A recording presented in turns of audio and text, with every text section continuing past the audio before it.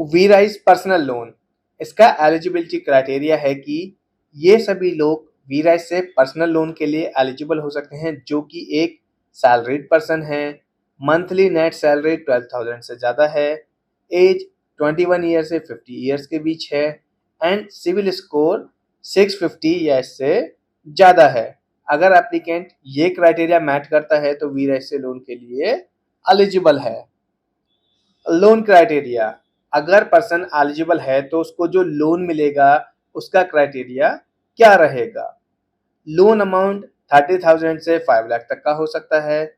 Rate of interest 15% से 22% तक हो सकता है।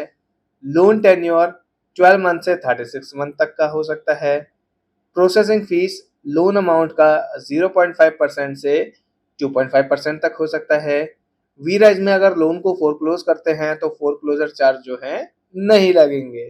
V Rise part payment allow करता है। वी राइज में प्री पेमेंट भी अलाउ होता है बट वो लोन लेने के 12 मंथ बाद ही करा सकते हैं।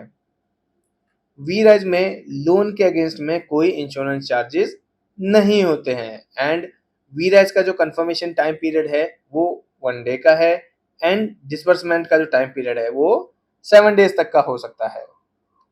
अब कुछ इंपॉर्टेंट पॉइंट्स जैसे कि सैलरी मोड, यानी कि अगर एप्लीकेंट की salary NEFT mode, IMPS mode या कंपनी ट्रांसफर मोड से रिसीव होती है तो एप्लीकेंट एलिजिबल हो सकता है वी राइज से लोन के लिए। अगर एप्लीकेंट की सैलरी कैश या यूपीआई मोड से रिसीव होती है तो एप्लीकेंट नॉट एलिजिबल है लोन के लिए।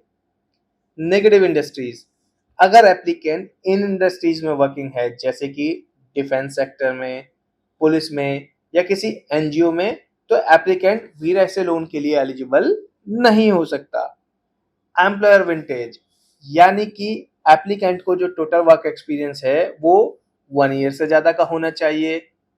Last is current job experience, मतलब कि एप्लीकेंट जिस करंट कंपनी में वर्किंग है वहां उसकी मिनिमम 6 मंथ से कंटिन्यूअस सैलरी आ रही हो। अगर एप्लीकेंट इन डिस्कस क्राइटेरिया को मैच करता है तो वी राइज से लोन मिल सकता है।